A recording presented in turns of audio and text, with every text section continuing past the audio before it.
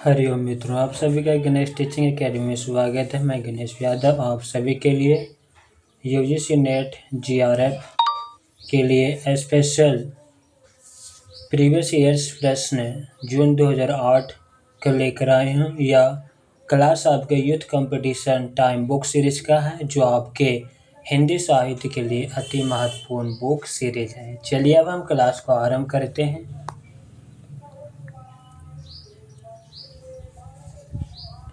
प्रश्न संख्या पहला हिंदी भाषा और उसके विकास से संबंधित प्रश्न है। इनमें से कौन पश्चिमी हिंदी की बोली नहीं है? ऑप्शन सी नहीं है, जबकि कोरबी, बुंदेली, कन्नौजी यह तीनों पश्चिमी हिंदी की बोली है। मरवाड़ी नहीं है। इसकी व्याख्या को देखते हैं।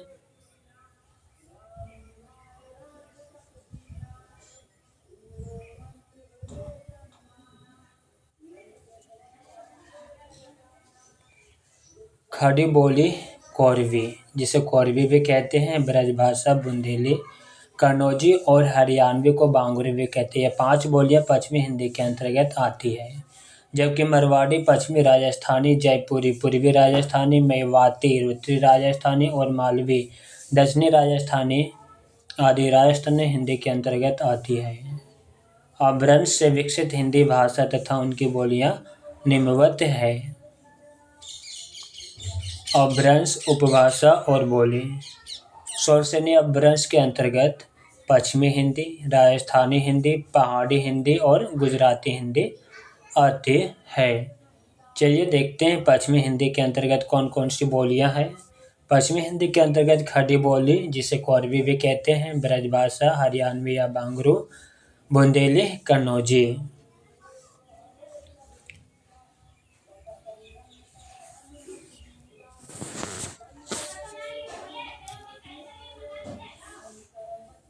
राजस्थानी हिंदी की बोलियों को देखते हैं।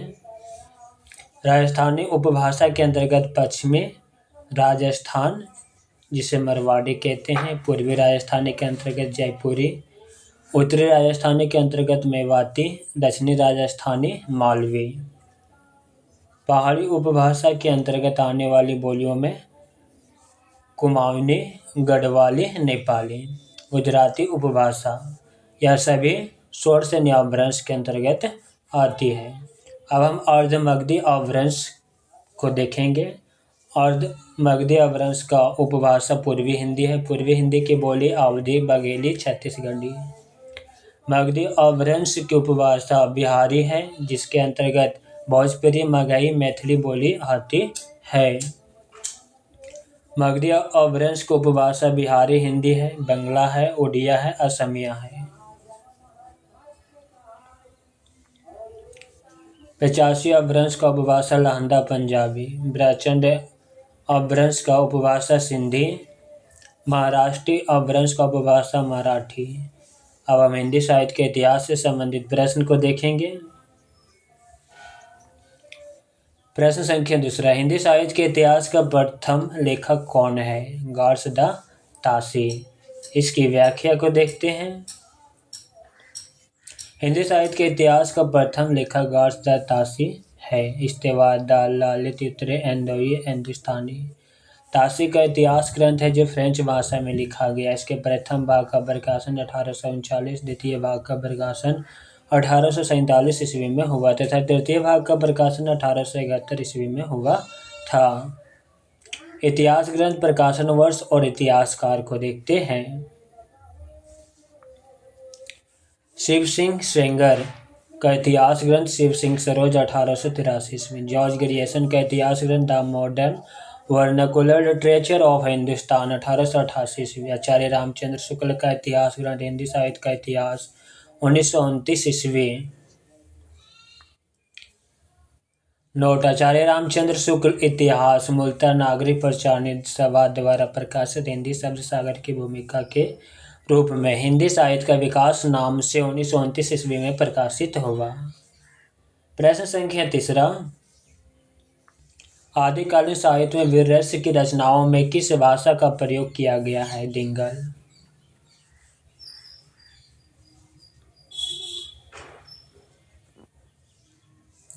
आदिकाल में वीर रस की रचनाओं में डिंगल भाषा या शैली का प्रयोग किया जाता था। इसमें पुरुष वर्ग का प्रयोग किया जाता है। यह दो भाषाओं के मिश्रण है। डिंगल भाषा में अपभ्रंश प्लस राजस्थानी दोनों मिक्स होकर डिंगल भाषा का निर्माण हुआ है। जबकि आदिकाल में कोमल कांत पदावली के लिए पिंगल भाषा या शैली का प्रयोग किया जाता था। यह दो भाषाओं के मिश्रण से बनी है। पिंगल को दो भाषाओं में मिक्स किया गया है। अपभ्रंश प्लस ब्रज भाषा दोनों से मिलकर पिंगल भाषा का निर्माण हुआ है। अपभ्रंश और राजस्थानी मिलकर डिंगल का और अपभ्रंश और ब्रज भाषा यह दोनों मिलकर पिंगल का निर्माण हुआ है। दोनों भाषाओं में अपभ्रंश का लगाव है, प्लस में दो अलग अलग भाषा जुड़ा हुआ है। प्रश्न संख्या 4, साहित्य लहरी की विषय वस्तु क्या है? नायिका भेद। साहित्य लहरी 1550 ईस्वी सूरदास की रचना है। इसमें दृष्टिकूट में राधा की लीलाओं का वर्णन तथा अलंकारों एवं नायिका भेदों का वर्णन भी कूट पद में किया गया। इस ग्रंथ में सूरदास की वंश परंपरा का भी वर्णन मिलता है। सूरदास का जन्म 1478, मृत्यु 1583 ईस्वी। इनकी रचनाएं सूरसागर, सुरसारावली तथा साहित्य लहरी, जिसे 1550 ईस्वी में प्रकाशन हुआ।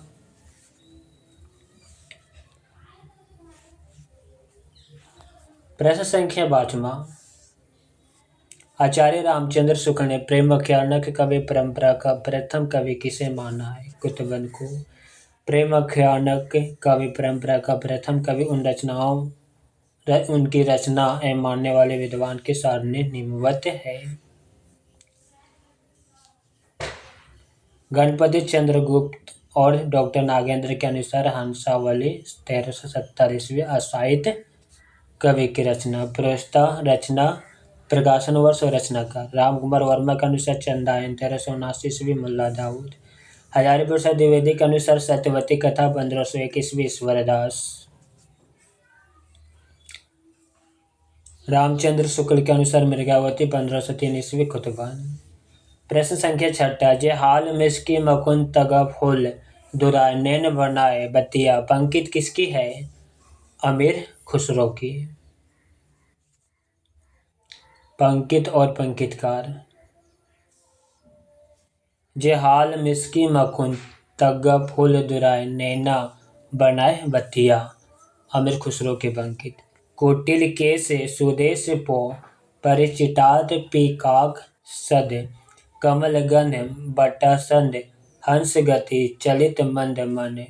चंद्रवरदाई की रचना पृथ्वीराज रसो के पंकित है। अम्य हल हल मद बरे श्वेत श्याम रतनार जियत मरत जूकी परत जय ही चितवत एक बार। रसलीन की कविता अंग दर्पण की पंकित है। प्रश्न संख्या 7, प्रसिद्ध साहित्यिक पत्रिका कल्पना कहाँ से प्रकाशित होती थी? हैदराबाद से। प्रसिद्ध साहित्यिक पत्रिका कल्पना 1949 ईस्वी हैदराबाद से प्रकाशित होती थी। यह द्विमासिक पत्रिका थी। इसका संपादन आर्येंद्र शर्मा ने किया था। प्रश्न संख्या 8, रावरे रूप को रीति अनूप नए नए लागत जो जो निहारिये किसकी पंकित है? घनानंद की।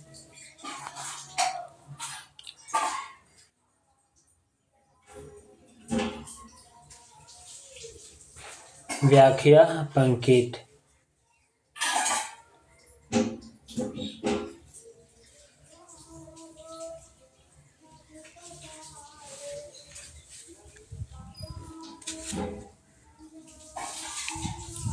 घनानंद की पंकित रावरे रूप निहारिये। देव की पंकित रावरे रूप भरियो अखियन भरियो सु भरियो ओनरयो सुदर्शो दरियो परे। देव की पंकित। बोधा, जिसे बुद्धि सेन भी कहते हैं, इसकी पंकित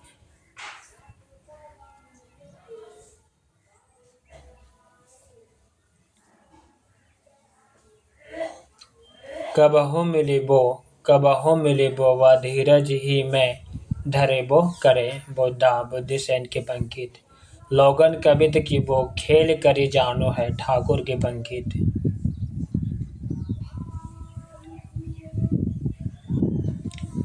प्रश्न संख्या 9। केशव कहीं ना जाए का कहिए, देखत तब रचना विचित्र अति समुझे मन ही मन रहिए। किस कवि की पंकित है? तुलसीदास की।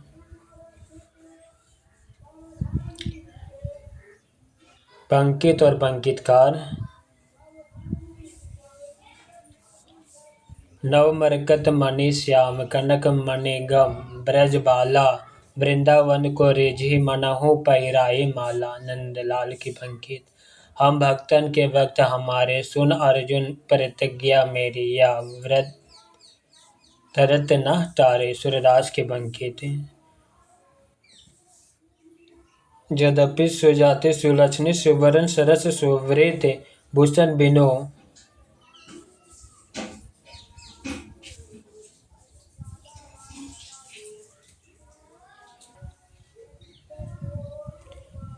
प्रश्न संख्या 10। मिश्र बंधुओं में कौन नहीं है?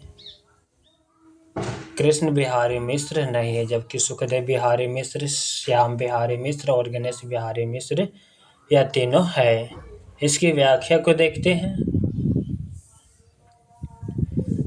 श्याम बिहारी मिश्र, सुखदेव बिहारी मिश्र तथा गणेश बिहारी मिश्र तीनों भाई थे तथा मिश्र बंधु के नाम से जाने जाते थे। मिश्र बंधुओं ने मिश्रबंदी विनोद नाम से हिंदी साहित्य का इतिहास सन 1913 ईस्वी में लिखा, जिनके 3 भाग का प्रकाशन 1913 ईस्वी में हुआ था।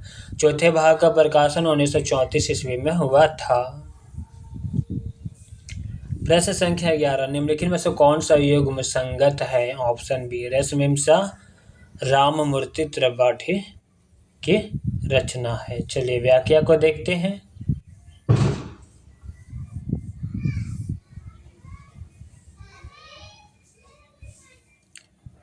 रचना, प्रकाशन वर्ष और रचनाकार। रस विमर्श 1965 ईस्वी डॉक्टर राममूर्ति त्रिपाठी।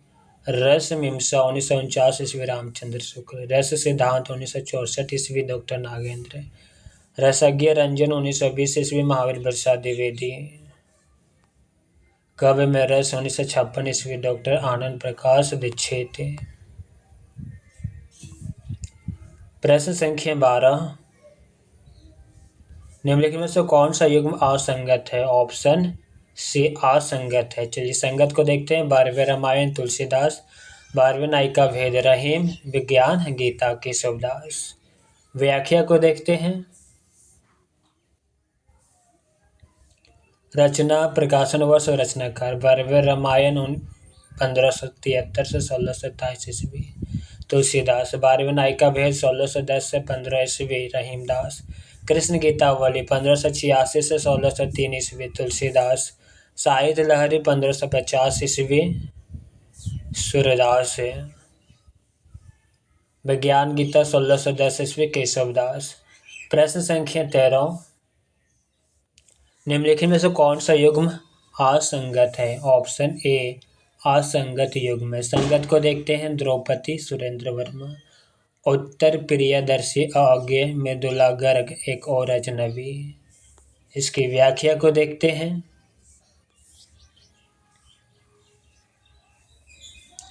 रचना, प्रकाशन व रचनाकार और विधा। माधवी 1955 ईस्वी विश्व सैनी का नाटक।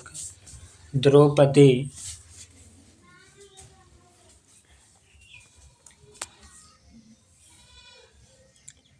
1972 ईस्वी सुरेंद्र वर्मा का नाटक। उत्तर प्रियदर्शी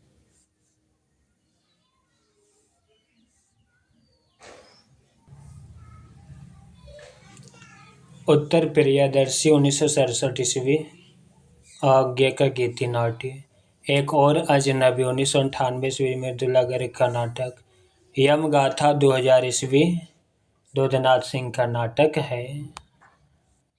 हिंदी साहित्य के गद्य विधा से संबंधित प्रश्न को देखते हैं। प्रश्न संख्या 14।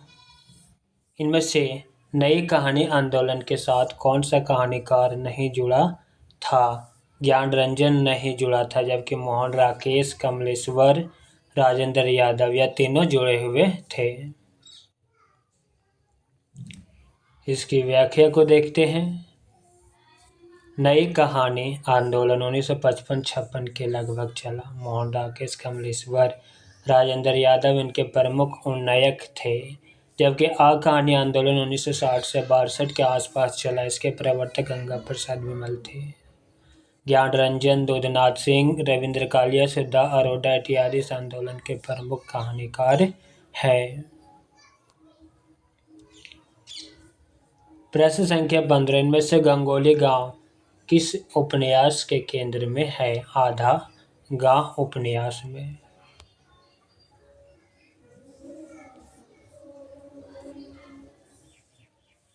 उपन्यास प्रकाशन वर्ष, उपन्यासकार संबंधित स्थान। आधा गांव 1966 ईस्वी, राही मासूम रंजन का उपन्यास गंगोली गांव। जल टूटता हुआ 1969 ईस्वी, राम दशरथ मिश्र का उपन्यास पांडेपुरवा गांव। अलग अलग वर्तने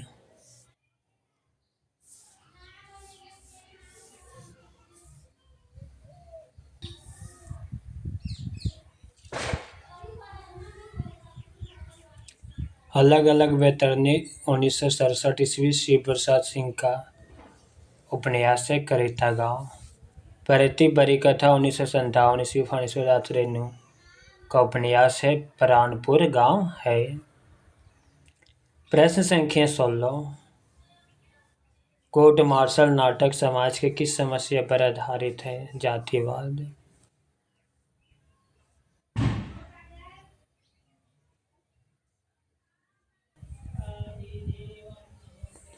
प्रश्न संख्या 16, कोर्ट मार्शल नाटक समाज की किस समस्या पर आधारित है? जातिवाद। इसकी व्याख्या को देखते हैं। कोर्ट मार्शल 1991 ईस्वी, स्वदेश दीपक का प्रसिद्ध नाटक है। इसमें वर्ग एवं जातिवाद का भयावह रूप किस तरह भारतीय फौज में हावी है, यह चित्रण किया गया है। प्रश्न संख्या 17, विजय देव नारायण शाही की कविताएं किस सप्तक में संग्रहित है? तार सप्तक में। इसकी व्याख्या को देखते हैं। तार सप्तक 1943 ईस्वी में संकलित कवियों का विवरण। सच्चिदानंद हीरानंद वात्स्ययन अज्ञेय, जन्म जीवन काल 1911 से 87, देवरिया में जन्म हुआ। रामविलास शर्मा का जीवन काल 1912 से 2000 ईस्वी, उन्नाव में जन्म हुआ। गजानन माधव मुक्तिबोध का जीवन काल 1917 से 64 ईस्वी, ग्वालियर में जन्म हुआ। प्रभाकर माचवे बलवंत 1917 से 91 ईस्वी, ग्वालियर में जन्म हुआ। नेमी चंद्र जैन 1918 ईस्वी, आगरा में जन्म हुआ। गिरिजा कुमार माथुर 1918 से 94 ईस्वी, मध्य प्रदेश में जन्म हुआ। भारत भूषण अग्रवाल का जीवन काल 1919 से 1975, मथुरा में जन्म हुआ।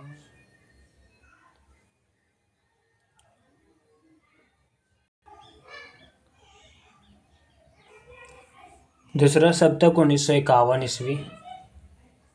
इस संकलित कवियों का विवरण। शमशेर बहादुर सिंह, जीवन काल 1911 से 1993 ईस्वी, देहरादून में जन्म। भवानी प्रसाद मिश्र का जन्म 1915, होशंगाबाद में मृत्यु 1985। शाकुंत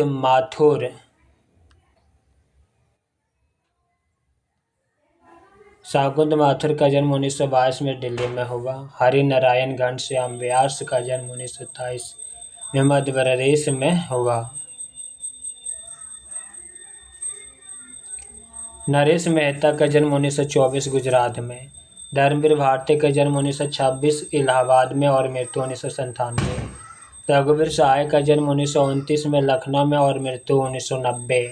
तीसरा सप्तक 1959 ईस्वी में संकलित कवियों का विवरण।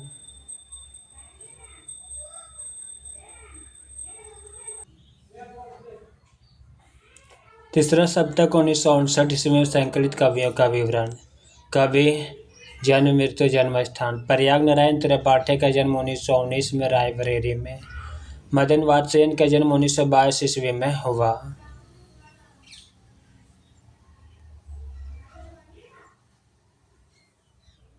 विजय देव नारायण शाही का जन्म 1924 काशी में और मृत्यु 1982 में। कुंवर नारायण का जन्म 1927 फैजाबाद में, सर्वेश्वर दयाल सक्सेना का जन्म 1927 बस्ती जिला में और मृत्यु 1983 में हुआ। केदारनाथ सिंह का जन्म 1932 में हुआ। कीर्ति चौधरी का जन्म 1935 ईस्वी में उन्नाव जिला में हुआ। चौथा सप्तक 1979 ईस्वी में संकलित कवियों का विवरण। अवधेश कुमार, राजकुमार कुंभज, स्वदेश भारती, नंद किशोर आचार्य, सुमन राजेश, श्री राम शर्मा, राजेंद्र किशोर। नोट: 4 सप्तकों के संपादक सच्चिदानंद हीरानंद वात्सेन आज्ञे हैं। सप्तक 7 कवियों का संकलन है। प्रश्न संख्या 18वां।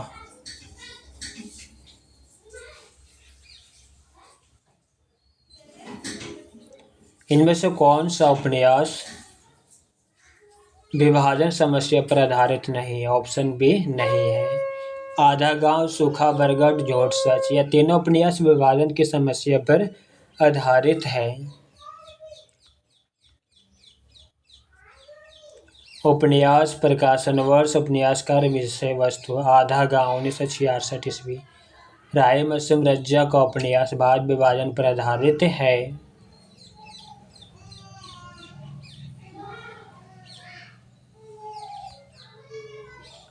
सूखा बरगद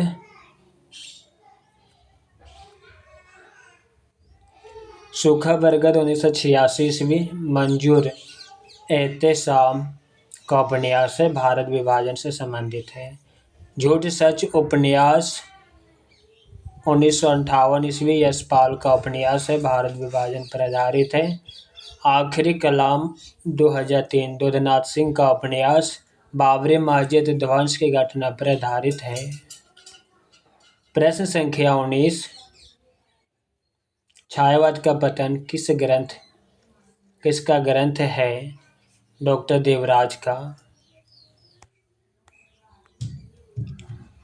आलोचना ग्रंथ, प्रकाशन वर्ष और ग्रंथकार।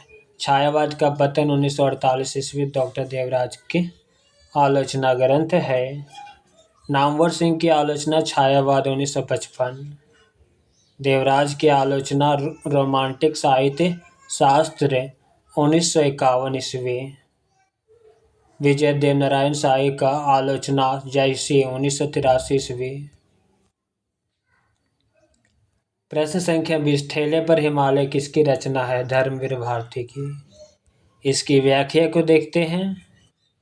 धर्मवीर भारती का निबंध संग्रह ठेले पर हिमालय 1950, पश्यंती 1969, कहानी अन्य कहानी 1970, कुछ चेहरे कुछ चिंतन 1995, शब्दता 1677, मानव मूल्य और साहित्य 1960 ईस्वी। यहाँ पे टाइपिंग एरर है, 1977 होगा। निर्मल वर्मा का निबंध संग्रह चीड़ों पर चांदनी 1964, हर बारिश में 1970, शब्द और स्मृति 1976, कला का जोखिम 1981, ढलान से उतरते हुए 1985, भारत और यूरोप प्रतिश्रुति के क्षेत्र 1991, शताब्दी के ढलते वर्षों में 1995, दूसरे शब्दों में 1997, आदि अंत और आरंभ 2001 ईस्वी। शरद जोशी का निबंध संग्रह यथासंभव, जिब पर सवार इलिया 1971, हम भ्रष्टन के भ्रष्ट हमारे, किसी बहाने 1971, राह किनारे बैठ 1972, तिलस्मय 1973, दूसरी सत्ता 1975, यत्र तत्र सर्वत्र 2000 ईस्वी। आज्ञे का निबंध संग्रह त्रिशंकु 1945, सब रंग और कुछ राग 1956, आत्मने पद 1960 ईस्वी, अलवाल 1971 ईस्वी, भवंती 1972 ईस्वी, लिखी कागत कोरे 1972 ईस्वी, अंतरा 1975 ईस्वी, अधातन 1977 ईस्वी, स्रोत और सेतु 1978 ईस्वी, युग संधियों पर 1982 ईस्वी, केंद्र और परिधि 1984 ईस्वी, छाया का जंगल 1984 ईस्वी, सर्जना और संदर्भ 1950 ईस्वी, स्मृति छंदा 1989 ईस्वी, संवत्सर 1978 ईस्वी। कब एवं आलोचना से संबंधित प्रश्न को अब हम देखेंगे।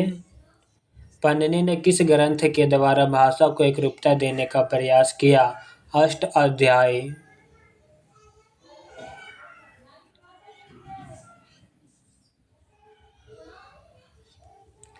पन्निनी का भाषा या ध्वनि को एकरूपता प्रदान करने वाले ग्रंथ अष्टाध्यायी 7वीं से 8वीं शताब्दी ईसा पूर्व है।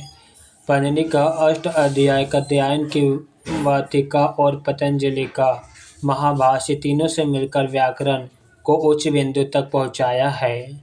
अष्टाध्यायी में प्रत्याहार, सूत्र, कारक, संक्षिप्तता, शब्द व्युत्पत्ति, पद विभाग, वर्ण विकार इत्यादि का वर्णन है। इसमें लगभग 4000 सूत्र है। तथ्य विविध से संबंधित प्रश्न को अब हम देखेंगे।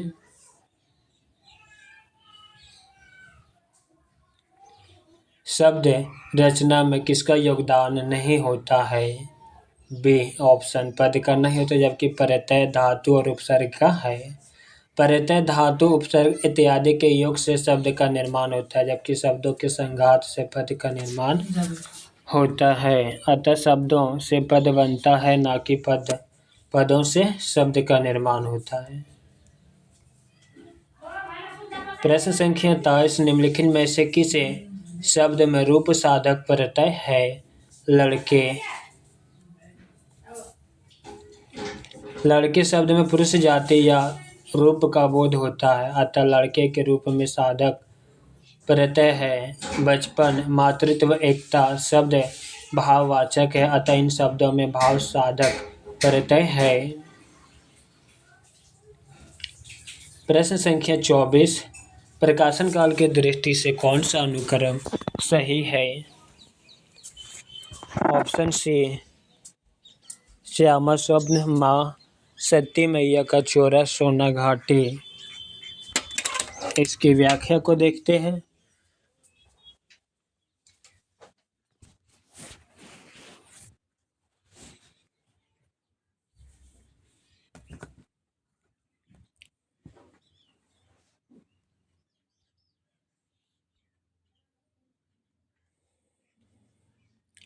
उपन्यास, प्रकाशन वर्ष, उपन्यासकार। श्यामा स्वप्न 1888 ईस्वी, जगमोहन सिंह का उपन्यास। माँ 1929 ईस्वी, विशंबर नाथ शर्मा कौशिक का उपन्यास। सती मैया का चोरा 1959 ईस्वी, भैरव प्रसाद गुप्त का उपन्यास। सोना माटी 1983 ईस्वी, विवेक राय का उपन्यास है। प्रश्न संख्या 25, कालक्रम की दृष्टि से निम्नलिखित कहानियों का सही अनुक्रम क्या। ऑप्शन बी, सुखमय जीवन, ममता, गूंगे, जिंदगी और जोक। कहानी, प्रकाशन वर्ष, कहानीकार। सुखमय जीवन 1911 ईस्वी, चंद्रधर शर्मा गुलेरिया की कहानी। ममता 1929 ईस्वी, जयशंकर प्रसाद की कहानी। गूंगे 1945 ईस्वी, रंगे राघव की कहानी। जिंदगी और जोक 1958 ईस्वी, अमरकांत की कहानी है। कालक्रम के दृष्टि से पत्रिकाओं का सही अनुक्रम क्या है। आनंद, कदावेनी, सरस्वती, श्री शारदा, प्रतीक।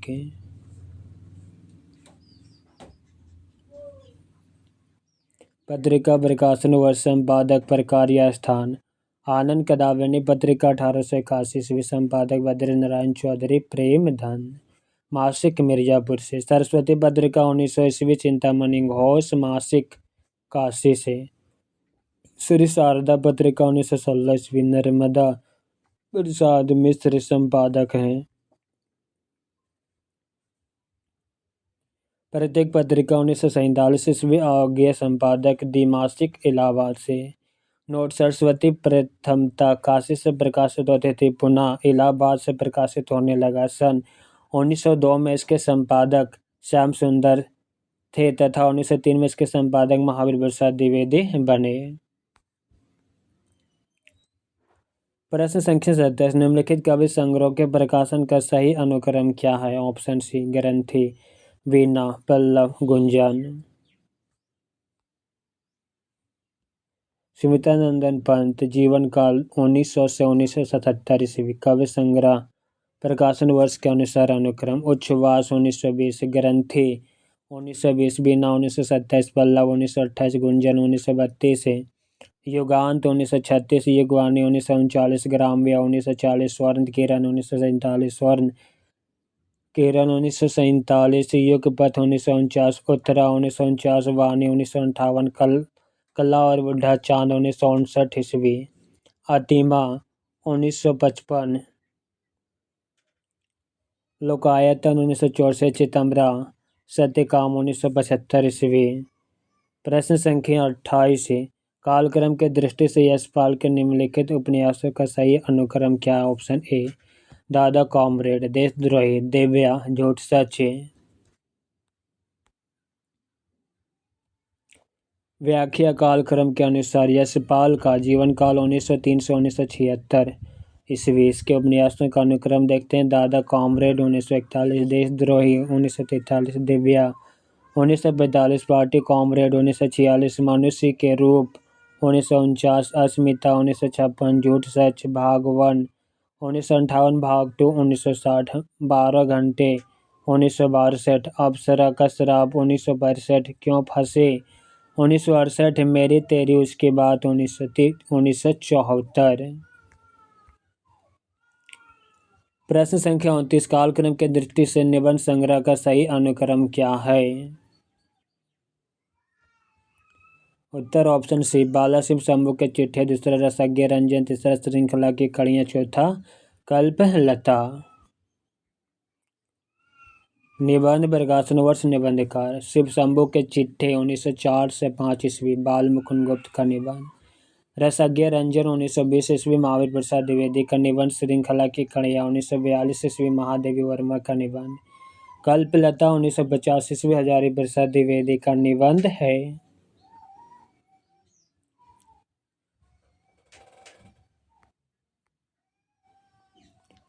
प्रश्न संख्या 30 कालक्रम की दृष्टि से अज्ञेय के निम्नलिखित कवि संग्रह का सही अनुक्रम क्या है?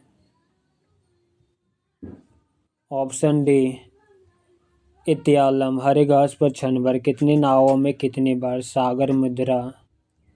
इसकी व्याख्या को देखते हैं। सच्चिदानंद हीरानंद वात्स्ययन और अज्ञेय के कवि संग्रह का अनुक्रम भाग 2 1933, चिंता 1942, इत्यालम 1946, हरे घास पर क्षण भर 1949, बाबरा अहेरी 1954, इंद्रधनुष रोंदे हुए 1957, अरे ओ करुणा प्रभामय 1959, आंगन के पार द्वार 1961, पूर्वा 1975, सुनहले सेवाल 1966, कितनी नावों में कितनी बार 1967, क्योंकि मैं उसे जानता हूँ 1969, सागर मुद्रा 1970, पहले मैं सन्नाटा बुनता हूँ 1973, महावृक्ष के नीचे 1977, नदी की बाग छाया में 1981, ऐसा कोई घर आपने देखा है 1986 ईस्वी। प्रश्न संख्या 31 निम्नलिखित काव्य पंक्तियों को उनके भाषा के साथ सम्मिलित कीजिए।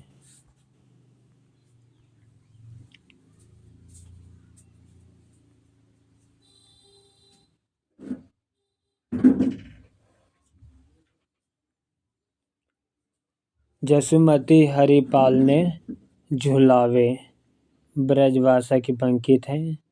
ते ही अवसर एक तपस आवा, तेज पुंज लघु बायस सुहावा, अवधि भाषा की पंक्ति है। अतिरंग स्वामी सुमिली रति, बेटी राजा भोज की, डिंगल भाषा की पंक्ति है। दखन है नगीना अंगीठी है जग, अंगीठी को हरकत नगीना है लग, दखने की पंक्ति है। Answer option A.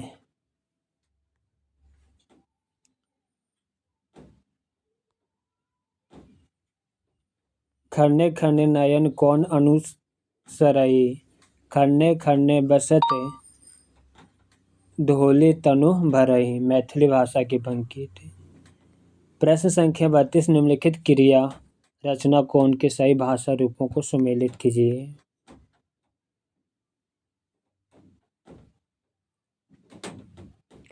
आए ए ऊ, अवरंश भाषा आइल, भोजपुरी भाषा आवा, अवधी भाषा आयो, ब्रज भाषा ऑप्शन बी। क्रिया रचना भाषा आयु, अवरंश भाषा आइल, भोजपुरी भाषा आवा, अवधी भाषा आयो, ब्रज भाषा। प्रश्न संख्या 33, निम्नलिखित काव्य ग्रंथों को उनके रचनाकारों के साथ सुमेलित कीजिए। शतरंगिणी,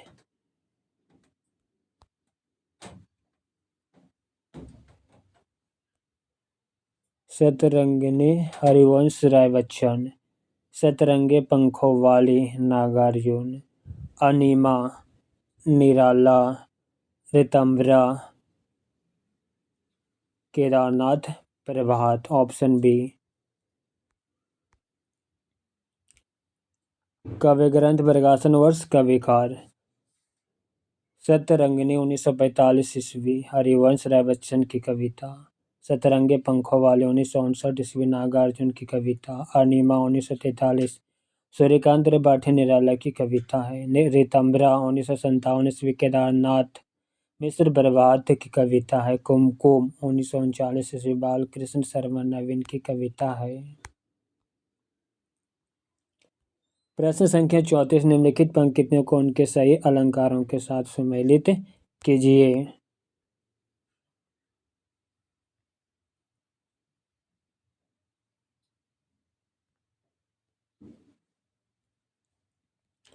मुख नहीं चंद्रमा है, अभूति अलंकार।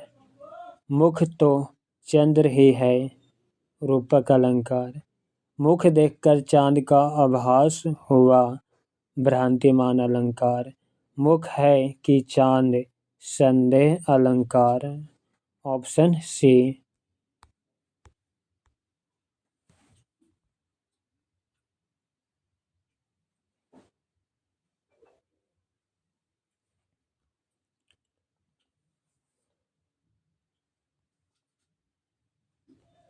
पंकित अलंकार परिभाषा। मुख नहीं चंद्रमा है, अभूति अलंकार।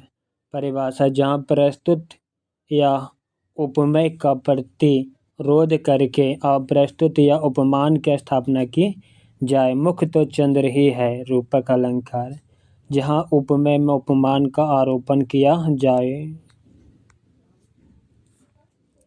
मुख देखकर चांद का आभास हुआ, भ्रांतिमान अलंकार। परिभाषा, समानता के कारण उपमेय की उपमान मान लेना।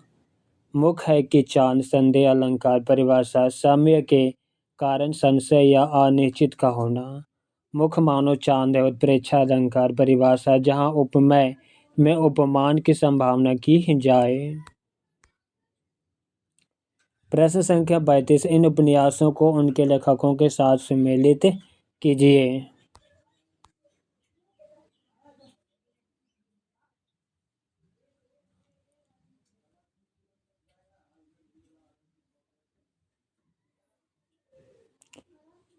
तमस उपन्यास, पीली आंधी, प्रवाह खेतान। अंधेरे बंद कमरे, मौन राकेश। नीला चांद, धर्मवीर भारती। तमस, भीष्म साहनी। Option A.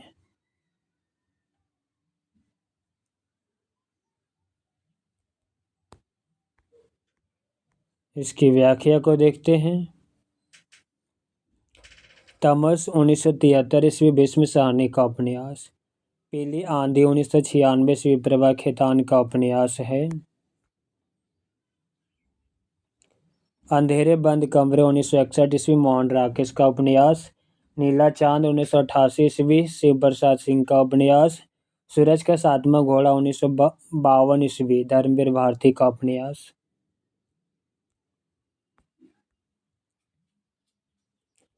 प्रश्न संख्या 36, निम्नलिखित पंक्तियों को उनके सही कवियों के साथ सुमेलित कीजिए।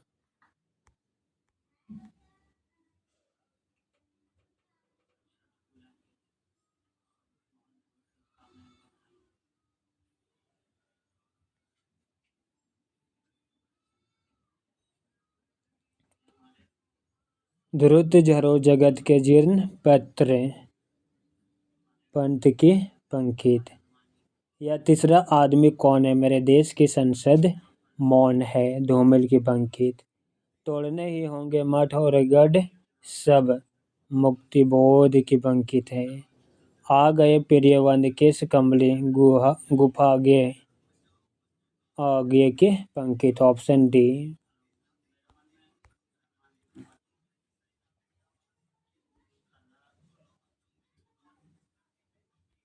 श्वानों को मिलता दूध भात, बच्चे भूखे अकुलाते हैं, माँ की हड्डी से ठिठुर चिपक जाड़े की रात बिताते हैं। रामधारी सिंह दिनकर की पंकित है।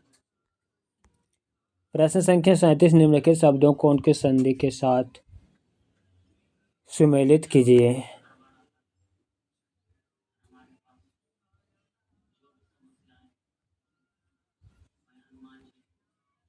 निरोग, विसर्ग संधि। दीर्घाकार, दीर्घ संधि। सदाचार, व्यंजन संधि।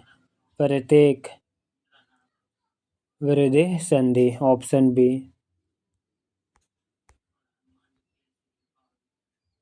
शब्द संधि, विच्छेद और संधि।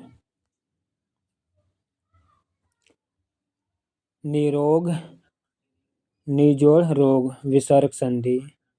दीर्घाकार, दीर्घ जोड़ आकार, दीर्घ संधि। सदाचार, सत्य जोड़ आचार, व्यंजन संधि। प्रत्येक, प्रति जोड़ एक, यन संधि। सदैव, सदा जोड़ एवं, वृद्धि संधि। प्रश्न संख्या 38, निम्नलिखित काव्य लक्षणों को उनके आचार्यों के सही नामों के साथ सुमेलित कीजिए।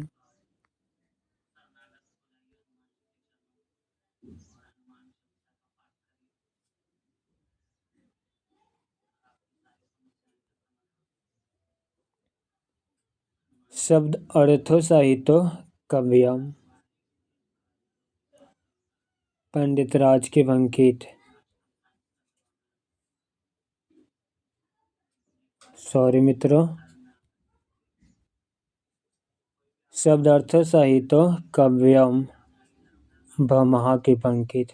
तद दोषों शब्द अर्थो सगुण ओलाकृति पुनः कुआपे, मम्मट की पंकित।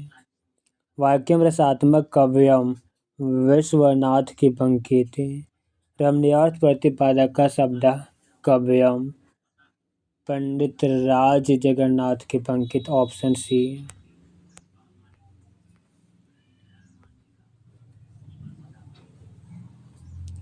कवि रसात्मक ध्वनि, आनंदवर्धन की पंकित।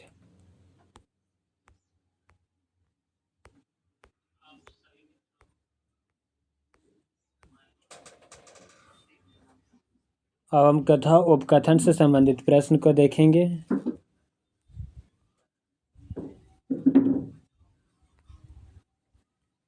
प्रश्न संख्या 44, स्थापना ए और तरकार।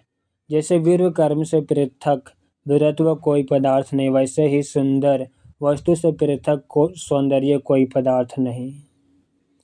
सौंदर्य मनोगत नहीं होता, वस्तुगत होता है। यहाँ पे सी, ऑप्शन सी, ए और आर दोनों सही है।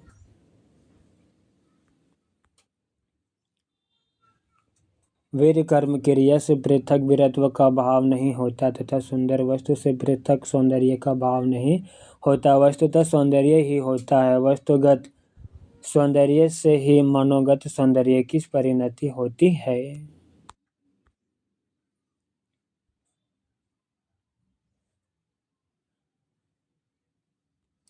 प्रश्न संख्या 42, स्थापना ए।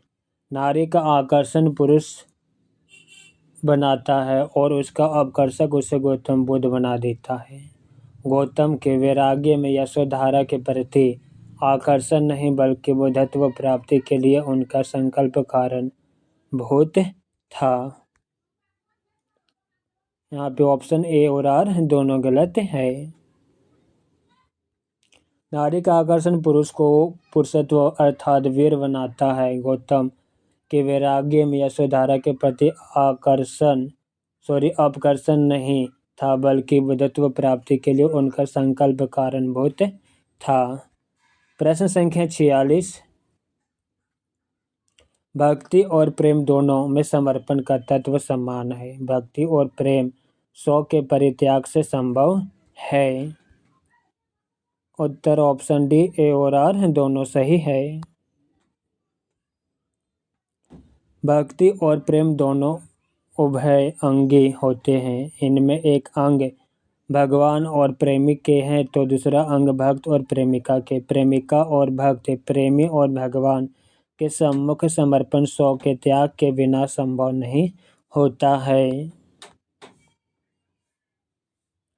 प्रश्न संख्या 47 स्थापना ये रहीमान पानी रखिए बिन पानी सब सुन पानी गए ना उभरे मोती मानुष चून। धन बल और सत्ता बल के आगे पानीदार मनुष्य भी असामर्थ्य और निरही है। उत्तर ऑप्शन ए सही लेकिन आर गलत है। रहीमदास की प्रसिद्ध पंक्ति किंतु स्थापना एवं तर्क में कोई भी अंतर संबंध नहीं है। प्रश्न संख्या 48 स्थापना काव्य में भाव पक्ष और कला पक्ष दोनों असंपृक्त है। रचना में भाषा और संवेदना परस्पर आश्रित है। ऑप्शन बी ए और आर दोनों सही है। काव्य में भाव पक्ष अनुभूति पक्ष तथा कला पक्ष अभिव्यक्ति पक्ष होते हैं। भाव पक्ष काव्य के अंतरंग तत्वों एवं कला पक्ष काव्य के बहिरंग तत्वों में संदर्भित होता है। इस प्रकार ये दोनों एक दूसरे से असंपृक्त पृथक है। रचना में संवेदना के अनुकूल ही भाषा का प्रयोग किया जाता है, इसलिए दोनों अन्य आश्रित है। प्रश्न संख्या 49 प्रेम गली अति सक्रियता में देना समाय।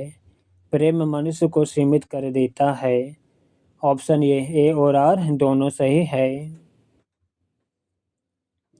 जब व्यक्ति किसी भी वस्तु या व्यक्ति से प्रेम करता है तब वह उसमें किसी अन्य का आक्षेप स्वीकार नहीं करता, इसलिए वहाँ पर व्यक्तिगत या अपनत्व की भावना का जन्म होता है जो मनुष्य को सीमाओं में सीमित कर देता है। प्रश्न संख्या 50 जो ज्ञान मानवता को पीस डाले वह ज्ञान नहीं कोल्हू है। सच्चा ज्ञान मनुष्यत्व को उन्नत करता है, उसे नष्ट नहीं करता है। ऑप्शन बी ए और आर दोनों सही है। जिस ज्ञान से मानवता का पतन होता है वह कोल्हू के समान सीमित दायरे में रहकर अनिष्टकारक हो जाता है। सच्चा ज्ञान मनुष्यता मानवता को उच्चतम स्तर तक ले जाता है। मित्रों, आज की क्लास यहीं पे समाप्त करते हैं। क्लास कैसा लगा कमेंट बॉक्स में अवश्य लिखिएगा, साथ ही अपने मित्रों को शेयर करना मत भूलिएगा। नेक्स्ट क्लास में मिलते हैं नेक्स्ट वर्ष का प्रीवियस ईयर्स प्रश्नों का संग्रह लेकर। हरिओम।